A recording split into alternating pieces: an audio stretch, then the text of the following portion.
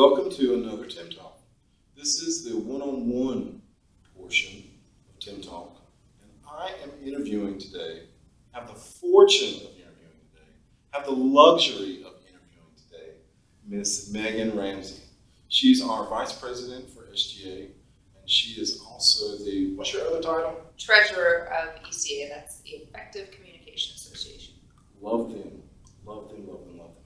So, Megan, tell me about your experiences with the topic suicide. So mine kind of starts at a pretty young age. Yeah. I first witnessed depression in my family. My mother, I always heard this glorious story. When she was pregnant with me, she was 41, and she went through menopause and me at the same time, so she ended up in a mental hospital. So that just kind of always set the stage. She had a therapist. She always told me about, medications. It's very open. I had a rough childhood. My parents divorced when I was young. I didn't really have structure or anything solid in my life. And I remember when I was 10, my mother had to go into a mental hospital for depression. And it left me by myself. There was all this craziness that went on. And that just kind of sparked things for me. When I was about 12, my stepfather had left, and it was just my mom and I was going through depression.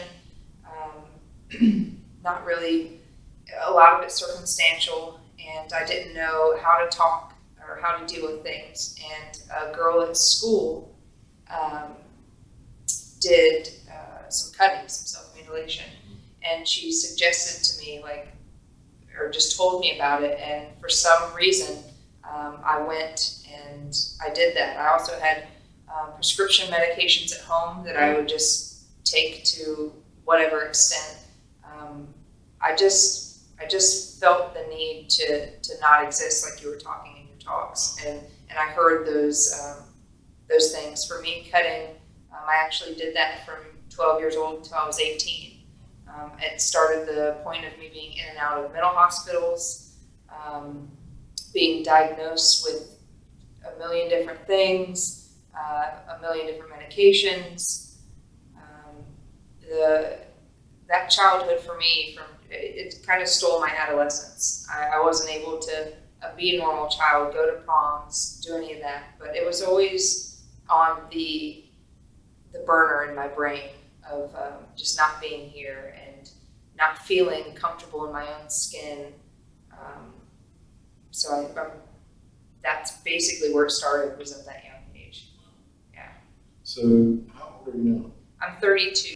32. Was there ever a time, once you entered into adulthood, where you still struggled with suicidal ideation, suicidal? So when I was 18, I was in a group home for the last 2 years of my adolescence, and when I turned 18, I was given this freedom. I could either go to college or I could do a bunch of drugs, is what I did. And I just kind of went down the lifestyle that I knew for my family. I partied hard.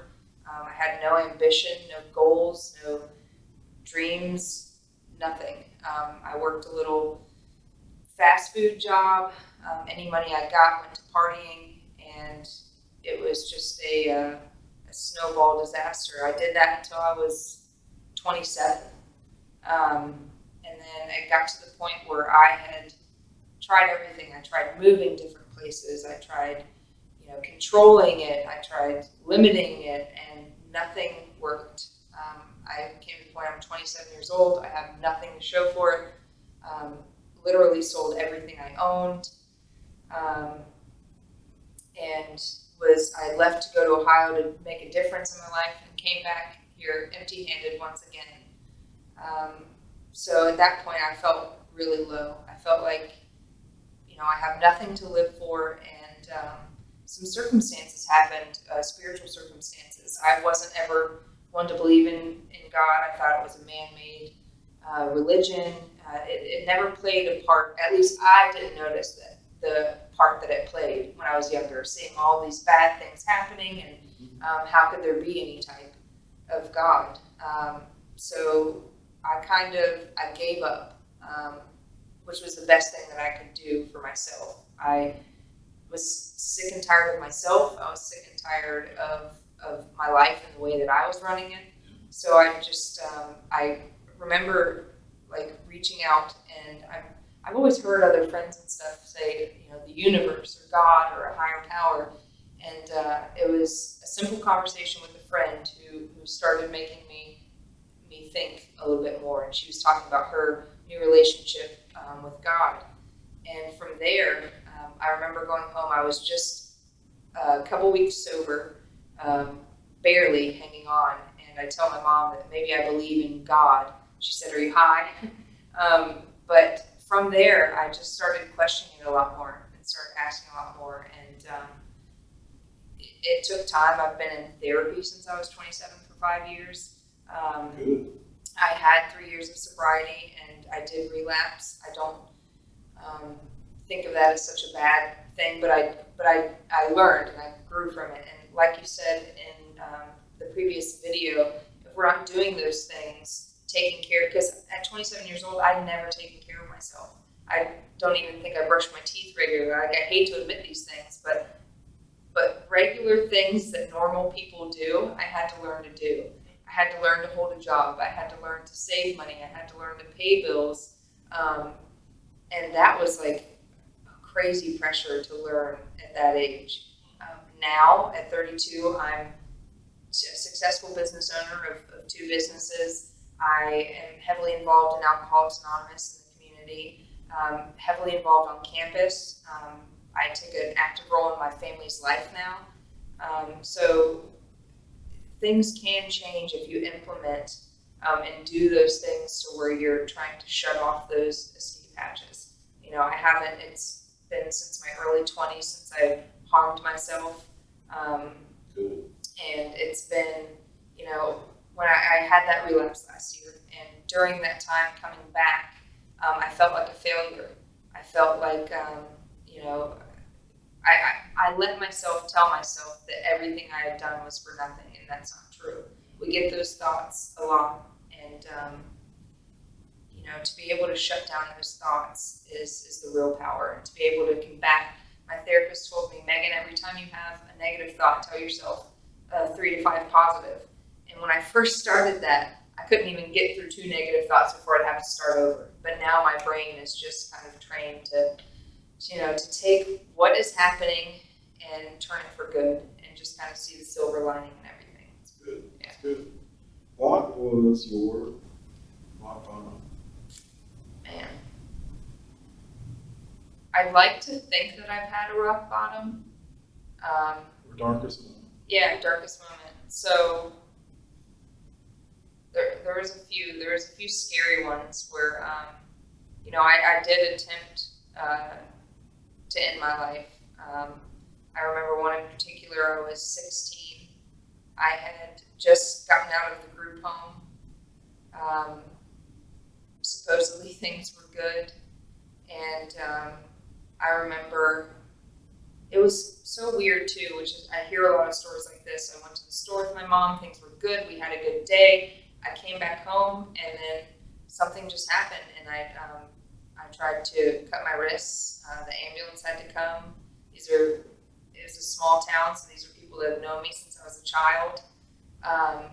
My mother found me. I mean, it was just so devastating that me trying to selfishly end my life, I guess I didn't put 2 and 2 together of how much it would hurt somebody else until that moment of seeing these people that have known me and cared for me my whole life, just to watch me in that very sensitive state.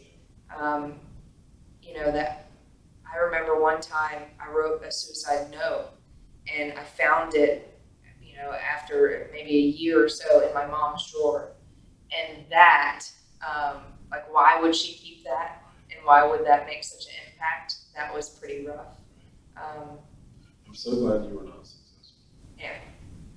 I mean, we wouldn't have the beauty of who you are.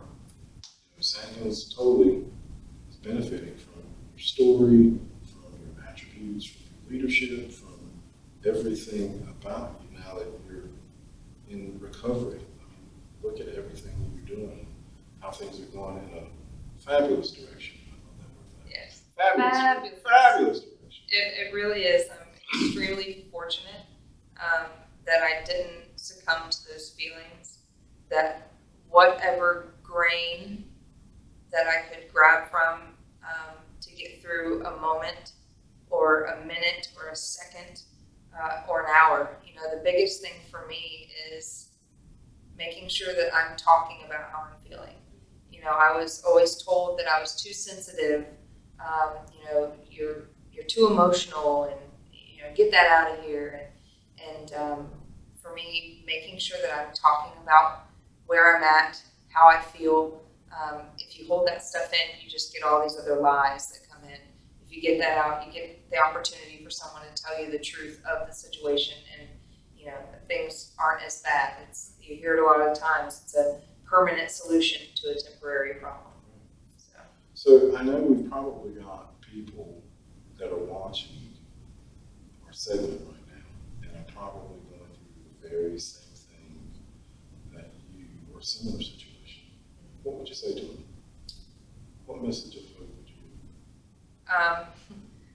I can tell you the expectations that I have right now have been far surpassed. I never would have imagined this broken little girl coming from generations of alcohol and addiction. I'm the only one who's ever went to college. I'm the only one who's pretty much amounted to something.